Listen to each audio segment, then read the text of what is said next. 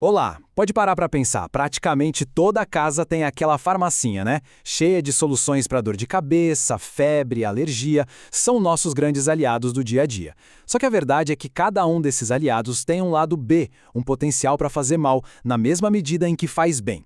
Hoje a gente vai abrir esse armário e entender melhor essa linha tão fina que separa o remédio do veneno. E olha, cada comprimido, cada gotinha é resultado de muita, mas muita ciência. Os medicamentos são feitos para funcionar numa dose específica, sabe? Uma quantidade exata que conversa com o nosso corpo para gerar o efeito que a gente quer. É tipo uma dança super delicada entre a química e a nossa biologia. E isso nos leva à grande questão de hoje. Afinal, quando é que a cura vira veneno? A resposta, como a gente vai ver, tem a ver com a dose, com o contexto e principalmente com o nosso conhecimento. Para a gente entender isso direitinho, a gente precisa entrar no mundo da toxicologia dos medicamentos. O que é isso? Basicamente, é a ciência que estuda justamente os efeitos ruins que os remédios podem causar no nosso corpo. É um estudo essencial para garantir que os tratamentos sejam o mais seguros possível. E esses riscos podem aparecer de vários jeitos. A intoxicação pode rolar por um acidente, principalmente com crianças, ou por usar o remédio do jeito errado, ou por misturas perigosas entre substâncias, ou até mesmo por uma reação que ninguém esperava. Tá, mas qual o tamanho desse problema na vida real? Para ter uma ideia, nada melhor do que olhar os números. E, olha, os dados são bem impressionantes. Pensa só, de acordo com dados de 2017 do Cinetox, que é o nosso sistema de informações toxicológicas aqui no Brasil, os medicamentos foram responsáveis por mais de 27% de todos os casos de intoxicação humana registrados. Isso faz deles a principal causa de envenenamento no país, disparado. Em números absolutos, isso quer dizer mais de 20 mil casos. 20 mil, só em um ano. E vale sempre lembrar que esses são só os casos que foram notificados, né? O número real, infelizmente, deve ser ainda maior. E por que isso acontece tanto? Bom, os motivos são variados. Cerca de um terço são acidentes. Outro terço, uma parte bem triste, são tentativas de suicídio. Mas o que realmente salta aos olhos é que mais de um quarto dos casos acontecem por erros no uso terapêutico ou por automedicação. Erros que parecem bobos, mas que podem ter consequências bem graves. E as crianças, claro, são as mais vulneráveis. Essa imagem aqui é perfeita para a gente entender. Para uma criança, um frasco colorido, uma pílula diferente, pode parecer um doce, um brinquedo. Os dados no Brasil mostram que todo santo dia, cerca de 37 crianças e adolescentes são vítimas de intoxicação.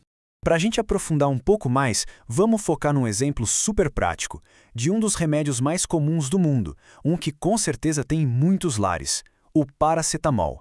O paracetamol está aí desde os anos 50. É um analgésico e antitérmico super popular e, sim, muito seguro, mas só quando usado na dose certinha. O problema é que quando o uso é errado, ele se torna uma das maiores causas de falência aguda do fígado no mundo todo. E o pior de uma superdosagem de paracetamol é que ela é silenciosa no começo. Ela progride em fases. Na primeira fase, nas primeiras 24 horas, os sintomas são leves, um enjoo, um mal-estar. Na segunda fase, depois de um dia, o fígado já começa a mostrar nos exames que não está bem. A terceira fase, lá pelo terceiro dia, é quando a coisa aperta e a falência do fígado acontece de vez. E na quarta, ou vem a recuperação, com sorte e tratamento, ou o quadro pode se complicar muito. Mas o que acontece lá dentro do corpo? Essa frase aqui resume tudo. Uma superdosagem esgota o estoque de glutationa do fígado, levando a um acúmulo do composto tóxico NAPQI. Calma, parece complicado, mas vamos decifrar o que isso quer dizer. Então, vamos conhecer o vilão da história, o NAPQ. Esse é o nome de um subproduto tóxico que o nosso fígado cria quando processa o paracetamol. Em doses normais, o corpo dá conta de neutralizar ele sem problema nenhum. Mas numa superdosagem, ele começa a se acumular e, literalmente, a destruir as células do fígado. Vamos imaginar que nosso fígado é uma fábrica. Quando chega uma dose normal de paracetamol, a fábrica é super eficiente. Ela manda uns 95% dele por dois caminhos principais e seguros. Só uma beiradinha, uns 5%, vai por um atalho que produz aquele vilão, o NAPQ. Agora olha o que acontece na overdose. É como se chegasse uma multidão na porta da fábrica. As vias principais ficam congestionadas, sobrecarregadas. E aí uma quantidade enorme de paracetamol é forçada a pegar aquele atalho. O resultado? Uma produção gigantesca de NAPQ. A equipe de limpeza do fígado, a tal da glutationa, simplesmente acaba. E o NAPQ fica livre para atacar e destruir o fígado. Mas olha, o paracetamol não está sozinho nessa. muitos outros remédios comuns também têm seus riscos escondidos quando a gente usa do jeito errado. Os calmantes, por exemplo. Os mais antigos, como os barbitúricos, tinham um risco altíssimo de overdose. Os mais novos, os benzodiazepínicos, são bem mais seguros. Só que mais seguro não quer dizer sem risco. Misturar um desses com álcool, por exemplo, potencializa o efeito depressor e pode ser fatal. E a aspirina? Outro clássico. A superdosagem dela ataca de um jeito completamente diferente. Em vez de focar um órgão só, ela bagunça o jeito que todas as nossas células produzem energia, desequilibra o pH do corpo todo e pode levar a um quadro bem grave. Ok, já vimos os problemas, agora vamos focar no mais importante, as soluções. Porque quando o assunto é medicamento, o conhecimento é, sem dúvida, o melhor remédio. O ponto crucial é que a ciência tem respostas. No caso do paracetamol, existe um antídoto super eficaz, a N-acetilcisteína, ou NAC. Se for administrado a tempo, ele consegue reabastecer a equipe de limpeza do fígado e pode impedir a falência total. Por isso é tão importante procurar ajuda médica o mais rápido possível.